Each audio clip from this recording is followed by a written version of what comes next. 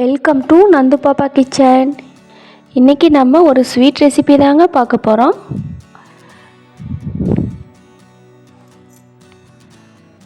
இந்த மாதிரி ஒரு பேன் எடுத்துக்கோங்க. இந்த கப்பில் 1 கப் அளவு பொட்டுக்கடலை எடுத்திருக்கேன், அதை போட்டுக்கோங்க.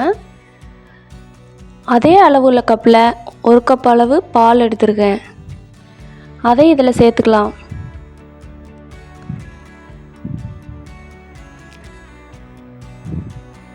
இது ரெண்டும் சேர்ந்து நல்லா கொதி வந்து வேகட்டும்.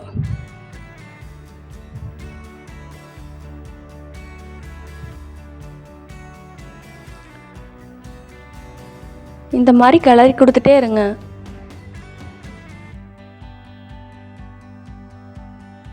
இந்த மாதிரி பொங்கி வர சமயத்தில் அடுப்பை சிம்மில் வச்சுக்கோங்க, அப்போ தான் நல்லா வேகும். இந்த பால் நல்லா சுண்டி வரணும். பாருங்கள், இந்த மாதிரி சுண்டி வரணும். இப்படி நல்லா கிளறிட்டே இருங்க. இது நல்லா ஆறட்டும், எடுத்து வச்சுருங்க.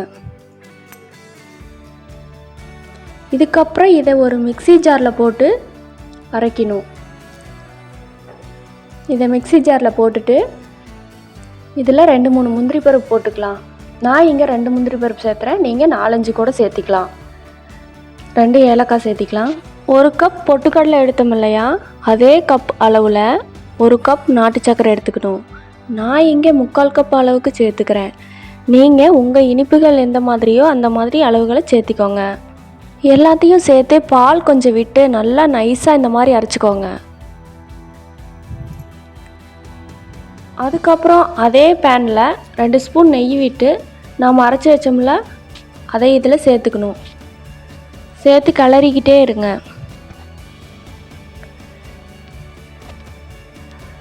இது கூட 2-3 ஸ்பூன் நெய் சேர்த்துக்கலாம். நான் இங்கே நெய் கொஞ்சம் கம்மியாக தான் சேர்த்துருக்கேன், ஆனால் நீங்கள் கொஞ்சம் நெய் நிறைய சேர்த்திக்கோங்க.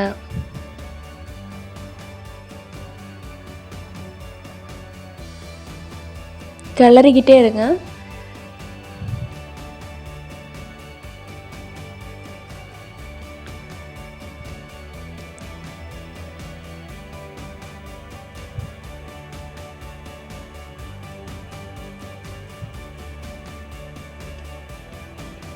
இந்த மாதிரி வெந்ததுக்கப்புறம்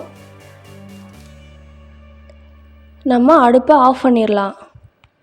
நம்ம இது எந்த கப்பில் எடுக்கிறோமோ அந்த கப்பில் கொஞ்சம் நெய் தடவிக்கலாம். அதுக்கப்புறம் நம்ம எடுத்து வச்சோம்ல, அதை இந்த கப்பில் சேர்த்து 1 ஸ்பூனில் நெய் தடவி அதை நல்லா சமப்படுத்திக்கலாம். அவ்வளோதாங்க, நம்ம ஸ்வீட் அருமையாக ரெடி ஆயிடுச்சு. 1 கப் பொட்டுக்கடலையில் அருமையான ஸ்வீட் ரெடி ஆயிடுச்சு. நீங்கள் இதை கட் பண்ணி பீஸாகவும் எடுத்துக்கலாம்.